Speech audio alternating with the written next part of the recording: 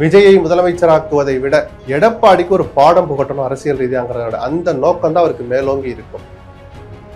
பிஜேபியை நம்பி போனா, அவங்க சொல்ற எந்த வாக்குறுதியையும் நம்பி போனால் எப்படி நட்டாட்டில் விடுவார்கள் அப்படிங்கிறதுக்கு லேட்டஸ்ட் உதாரணம் தான் செங்கோட்டையன். பதவி 2ஆம் பட்சம் தான், அவருக்கு கொடுக்கப்பட போகிற சுதந்திரம் தான் மெயின். அவரை சுதந்திரமா செயல்பட விட்டு அவருடைய ஆலோசனைகளை கேட்டு நடந்தா அரசியல் மயமாக்கப்படுறதை நோக்கி அந்த கட்சி பயணிக்கும். இப்ப இன்னைக்கு செங்கோட்டையன் அவர்கள் வந்த பிறகு அரசியல் மயப்படுத்தப்படுவார்களா அப்படின்னு ஒரு கேள்வி எழும்புதுல. உடனே தாவேக்காவை பத்தி எல்லாம் நம்ம இவ்வளவு மெனக்கெட்டு கவலைப்பட வேண்டாம். ஐயோ என்ன பண்ணுவாங்களோ பாவம், பிள்ளைங்க தண்ணிக்கு பசிக்கு அழுகுமே தண்ணிக்கு அழுகுமே எல்லாம் அப்படி எல்லாம் கவலைப்படாதீங்க. விஜயனுடைய இன்றைய தேதி வரையிலான அந்த பாடி லாங்குவேஜ் இருக்குல்ல, அவருடைய ஸ்டைல், அது அந்த அரசியலுக்கு சரியா வரல. அப்ப செங்கோட்டையன் மாதிரி அணுகக்கூடிய வாய்ப்பில் இருக்கிற ஒரு பிரபலம் அங்க இருக்கிற போது இவருக்கு போன போட்டானே நாங்க வர்றோம்னு சேர்ற அந்த வேகம் இனிமேல் அதிகமாகும். இப்படி 50 வருஷமா ஒரே இயக்கத்தில் இருந்த அண்ணன் செங்கோட்டையன் அவர்கள், இது செங்கோட்டையனோடு முடிஞ்சு போற விஷயம் அல்ல. தாவேக்காவுடைய வளர்ச்சி செங்கோட்டையனை மையப்படுத்தி தான் அப்படின்னு கிடையாது, விஜயை மையப்படுத்திய கட்சி தாங்கிறத நம்ம மறந்துடக்கூடாது. செங்கோட்டையன் ஒரு நாள் கூத்து.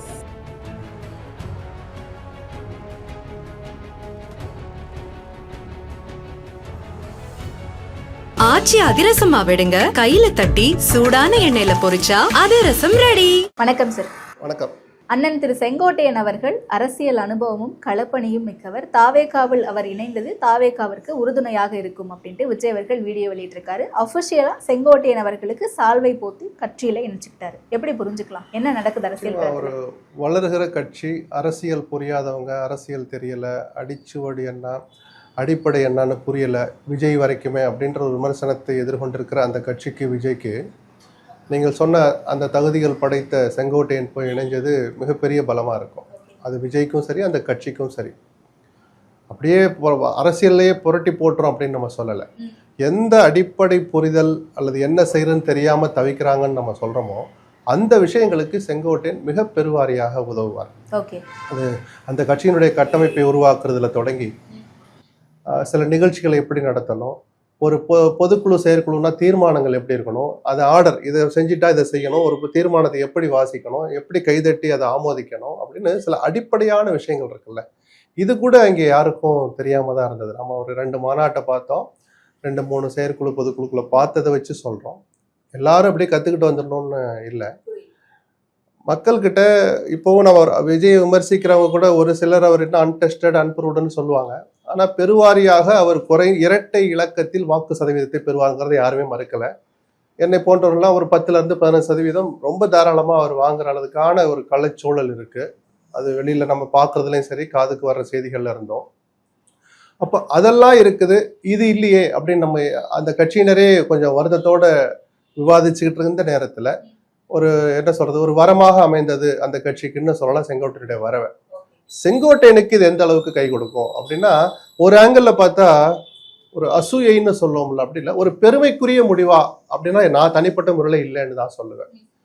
எம்ஜிஆராலேயே அடையாளப்படுத்தப்பட்டு சில அங்கீகாரங்கள் கொடுக்கப்பட்டு ஜெயலலிதாவால் அமைச்சராக்கப்பட்டு அடுத்த கட்ட அங்கீகாரத்தை பெற்ற செங்கோட்டையன், அதன் பிறகு ஓபிஎஸ், எடப்பாடின்னு கருத்து வேறுபாடுகளோ தகுதி அவர்களுக்கு இருக்கோ இல்லையோ ஒரு 4 முதலமைச்சர்கள் கிட்ட கட்சி வேலையும் நிர்வாக வேலையும் பார்த்த செங்கோட்டையன், 50 ஆண்டுகளுக்கும் மேலான பொது வாழ்க்கை, 9 முறை எம்எல்ஏவா இருந்தவர் அப்படிங்கிற அத்தனை தகுதிகளோடு இவர் அரசியல் அனுபவத்தை அளவுக்கு கூடிய அந்த விஜயனுடைய வயசு கிட்டத்தட்ட அதுதான் அப்படின்னு போது அரசியல்ல சில வெக்கமெல்லாம் பார்க்கக்கூடாதுதான்.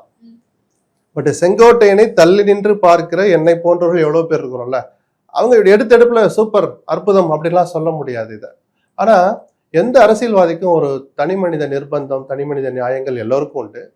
அந்த அவருக்கே உரித்தான அந்த மனவேதனை சொன்னார். என்னை கட்சியை விட்டு நீக்கின அன்னைக்கான இரவு நான் முழுசா தூங்கலைன்னு சொன்னார் இல்லையா, அந்த உணர்வுகளை எல்லாம் வச்சு பார்த்தா அந்த வேதனைக்கு தன்னை ஆளாக்கிய எடப்பாடிக்கு ஏதாவது ஒரு வகையில அர்த்தமுள்ள வகையில பாடம் புகட்டணும்னு ஒருவேளை செங்கோட்டையன் நினைத்திருந்தால் அவருக்கு வேற ஆப்ஷன் இல்லைன்னு தான் நான் சொல்லுவேன். அதிமுகவுக்கு இது எந்த அளவுக்கு ஒரு பலகீனமா இருக்கும்னு நினைக்கிறீங்க? அது எடுப்புல இது உடனே ஐயோ அதிமுக சரிவு தொடங்கிடுச்சு அப்படி சொல்ல மாட்டேன். இல்ல, ஆனா செங்கோட்டையன் அவர்கள் இணைஞ்ச பிறகு அவருடைய ஆதரவாளர்கள் பலரும் வந்து அவர் மட்டும் இல்ல, அவருடைய ஆதரவாளர்கள் மட்டும் இல்ல, அதுதான் நான் சொல்ல வந்தேன். அடுத்தடுத்து நடக்க போற நாட்கள் இருக்குல்ல, நகர்வுகள் இருக்குல்ல, நிச்சயமாக அதிமுகவுக்கு நல்ல செய்தியாக இருக்காது. அதிமுகவில் வாய்ப்பு மறுக்கப்படும் அல்லது நமக்கு வாய்ப்பு கிடைக்காது அப்படின்னு யோகிக்கிறவங்க, கடந்த காலங்களில் உழைச்சும் சரியான அங்கீகாரம் கிடைக்காதவங்க, இவங்க அத்தனை பேரை செங்கோட்டையன் ஒரு முறையாவது பார்த்திருப்பார், அல்லது அவர்கள் செங்கோட்டையன் வந்து பார்த்திருப்பாங்க. அந்த அதிமுகவில் இவ்வளவு அறிமுகமும் ஒரு அந்த என்ன சொல்றது அடிப்படை புரிதலும் உள்ள ஒரு பிரபலம் இன்னொரு இயக்கத்துல போய் சேர்ந்து அவரை வலுப்படுத்த நினைக்கணுங்கிறத விட முக்கியம் எடப்பாடியை பலவீனப்படுத்தணும்னு நினைப்பார். ஏன்னா இந்த யுத்தத்தை தொடங்கி வச்சது எடப்பாடி தான். கட்சி ஒன்னா இருக்கணும்னு ஒரு பிரஸ் மீட் வைக்கிறார், அடுத்த நாளே கட்சி பதவியை பறிக்கிறார்னாலே செங்கோட்டையன் சொன்னதை நான் ரசிக்கலைங்கிறத நான் அன்னைக்கே பல முறை சொல்லிட்டு அது எடப்பாடியினுடைய அந்த நடவடிக்கைகளை நம்மளால புரிஞ்சுக்க முடிஞ்சது. அதன் பிறகு பசுமண்ணுக்கு போயிட்டு வந்தார், கட்சியில் என்னோட அடிப்படை உறுப்பினர் பதவியிலிருந்து நீக்கிட்டாங்க. ரெண்டாவது விஷயம் கூட கட்சி கட்டுப்பாட்டை மீறினதை எடுத்துக்கலாம். அது கட்சியிலிருந்து நீக்கப்பட்ட ஓபிஎஸ் உடனும் அல்லது கட்சிக்கே தொடர்பில்லாத டிடிவியுடனும் சேர்ந்து பசுமண்ணுக்கு போனது கூட கட்சி விரோத செயல்னு எடுத்துக்கலாம்.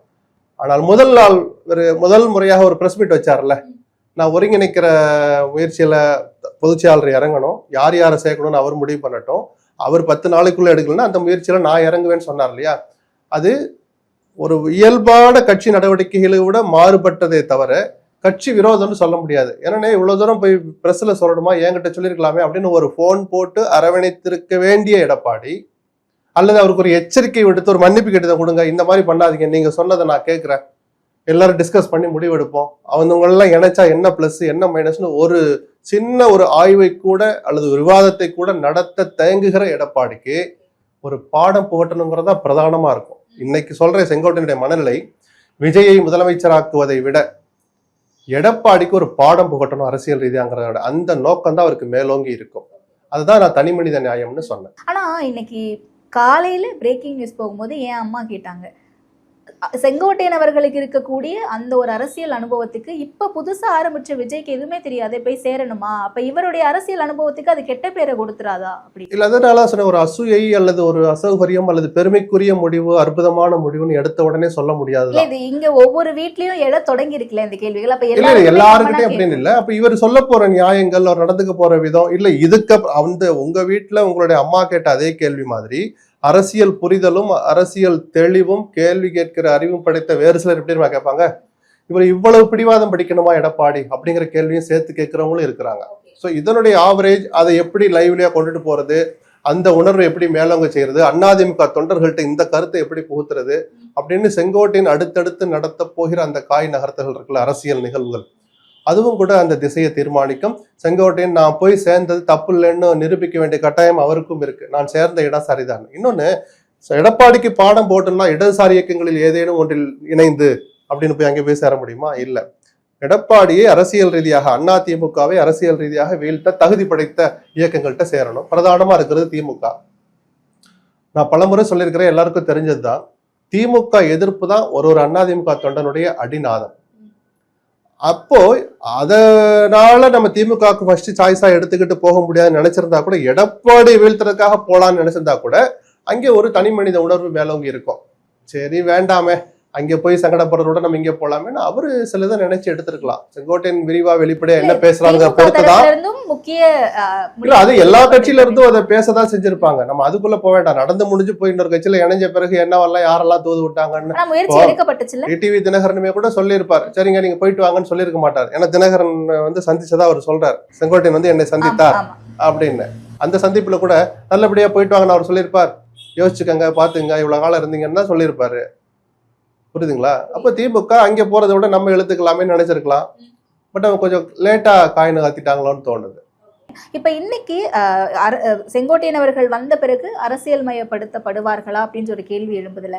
ஆனா இப்பயுமே செங்கோட்டையன் அவர்களுடைய அனுபவம் அப்படின்னு பார்க்கும்போது இவங்க எல்லாருமே இளைஞர்களாக இருக்காங்க. அதிமுகவில் இருந்த அந்த மூத்த தலைவர்கள் அப்படின்ற பட்சத்துல இளைஞர்களோட ஒத்து போறது அப்படிங்கிறது இல்ல. ஒரு விஷயம் இருங்க, இன்னைக்கு ஒரு நிகழ்வு நடந்திருக்கு, உடனே தாவைக்காவை பத்தி எல்லாம் நம்ம இவ்வளவு மெனக்கெட்டு கவலைப்பட வேண்டாம். ஐயோ என்ன பண்ணுவாங்களோ பாவம், பிள்ளைங்க தண்ணிக்கு பசிக்கு அழுகுமே தண்ணிக்கு அழுகுமே எல்லாம் அப்படி எல்லாம் கவலைப்படாதீங்க.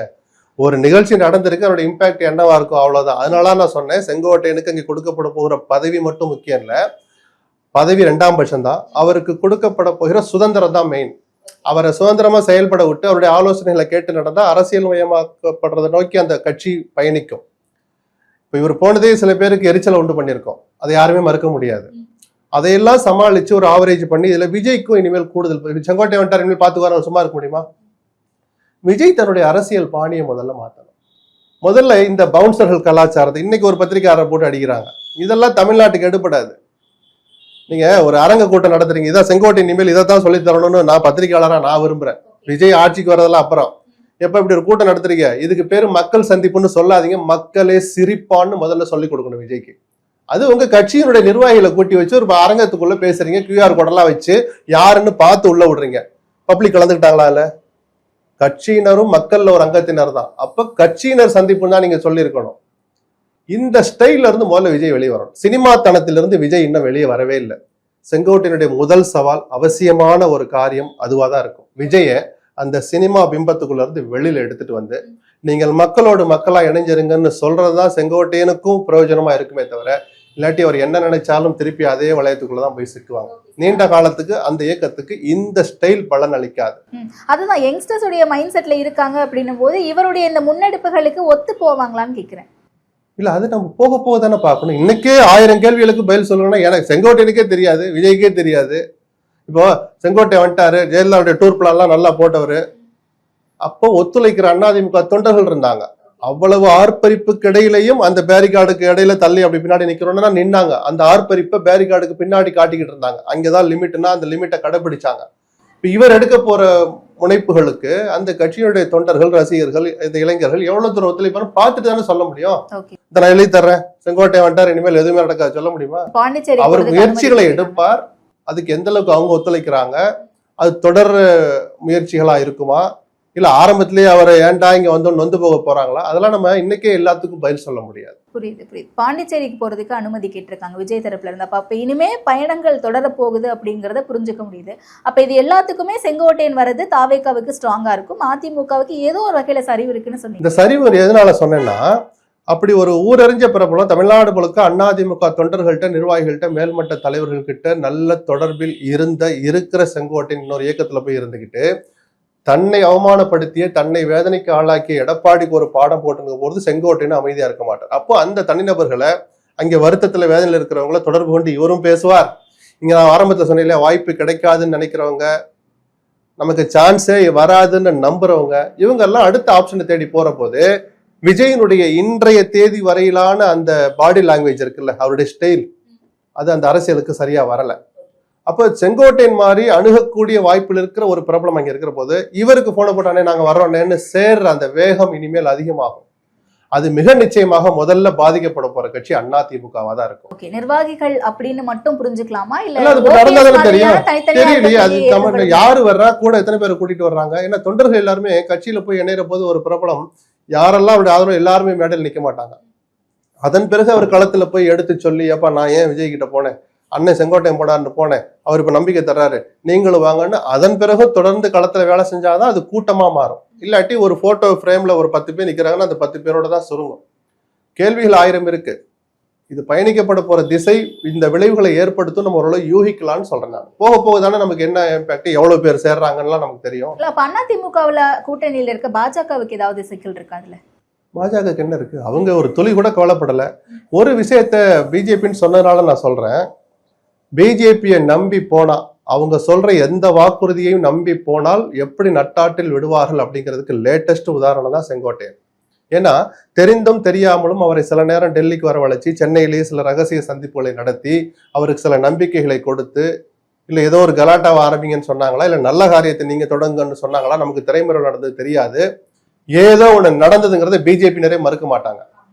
அவரே சொல்லி அப்படி பண்ண செங்கோட்டையனுக்கு கடந்த 10 நாளா பிஜேபி ஒரு மௌனம் கடைபிடிக்குது இல்ல. பீகார் தேர்தலை முடிச்சுட்டு வர்றேன்னு சொன்னாங்கன்னு எல்லாரும் சொன்னாங்க. அப்படி வந்த பிறகு செங்கோட்டையன் ஏதோ ஒரு முடிவெடுக்க போறாருன்னு தெரிஞ்சிருந்தும் பிஜேபி நேரடியாகவும் மறைமுகமாகவும் எந்த முயற்சியும் எடுத்ததா எனக்கு தெரியல. அப்ப அவர்களை நம்பி போனா இதுதான் கதிங்கிறத எல்லா அரசியல்வாதிகளும், குறிப்பாக தமிழ்நாட்டு அரசியல்வாதிகளும் மனசுல வச்சுக்கணும். பட் ஆனா இந்த இணைப்புக்கு பின்னாடியுமே பிஜேபியோ இல்ல ஆர்எஸ்எஸோ இருக்க வாய்ப்பு இருக்குன்னு சந்தேகிக்கிறாரு. இல்ல, அந்த அர்த்தமற்ற சந்தேகங்கள், வாதங்களுக்கு எல்லாம் நான் பதில் சொல்ல முடியாது. அதெல்லாம் ஒரு நாள் வீதிக்கு வரட்டும், அப்புறம் விவாதிப்போம். அப்படி சேர்த்து விட்டு என்ன பண்ண போறாங்க? இது ஒரு ஸ்ட்ராட்டஜியா?